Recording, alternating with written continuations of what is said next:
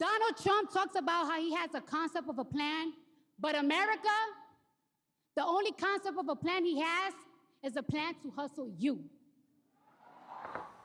Yeah. All right, you're listening to Cardi B, rapper, Grammy Award-winning artist right there. And we talked a lot at this table about the power of surrogates, celebrity endorsements.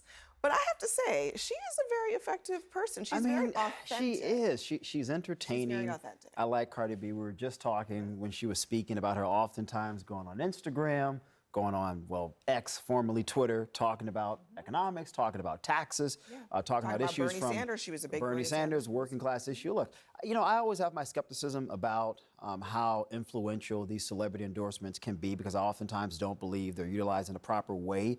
But I like what she's saying. And I think her ability to perhaps connect with younger women who may not always want to engage in the political process. If you're a Democrat, you want someone like a Cardi B who can speak to those women where they are. So I thought the message was pretty effective, politically speaking. And one of the things that she had to say was, I wasn't going to vote this year at all.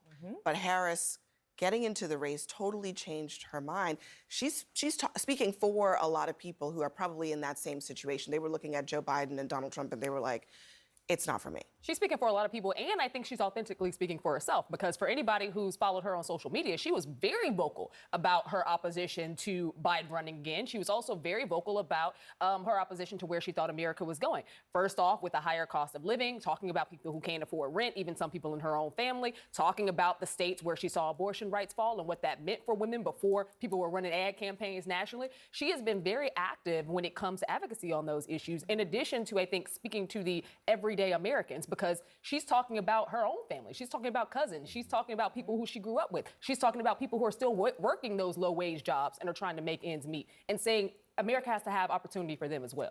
I mean, that's all well and good, but in politics, we often use the phrase the deliverable. What's the deliverable? Oh, and enthusiasm. I don't know what okay, enthusiasm's not a deliverable, though. This is not Frank Sinatra getting the West Virginia primary for JFK back in 1960. And I'm reminded as I watched Cardi B. I don't know if anybody could do that anymore. Well, of course, he was Frank. But I was reminded watching Cardi B of a name that we haven't heard in a long time politically, meaning a few months. Taylor Swift. Now, I know she's giving a concert right now in Indianapolis, but remember when Taylor Swift endorsed Kamala Harris, this was the biggest, baddest, greatest thing that ever happened. What happened? Where's the deliverables from her? 400,000 people registered overnight.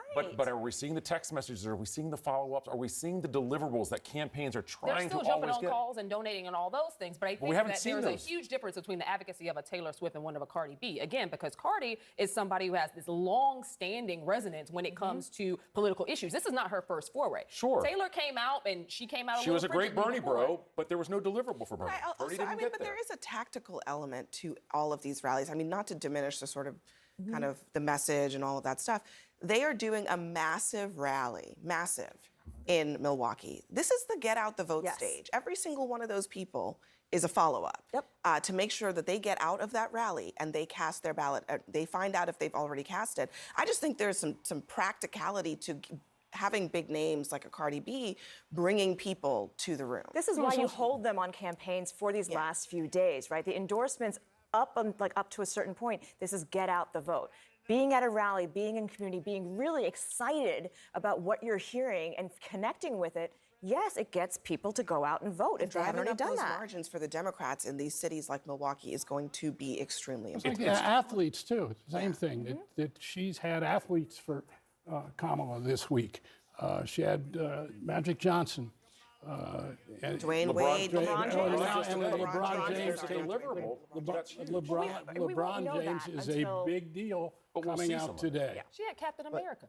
And look, but again, having seen Bruce Springsteen twice in the past 2 months, I'm very enthusiastic about Bruce Springsteen. I don't overrate what his political impact is when he performs at a rally. Democrats have done well with celebrities, right? In general, Democrats do well with celebrities. Part of it's getting the vote out. It's getting these people and the enthusiasm. I always beg the question about the resonance of the message and the speaker. And I think in this particular case, and we talked about this yesterday, again, I'm always skeptical about how these celebrities move forward with their endorsements. I think there is legitimacy for Cardi B in terms of talking to those working class issues. Now, to your point, Doug, can those voters leave and say, I feel inspired and motivated to not only vote myself, but to bring someone with me because of the message I heard?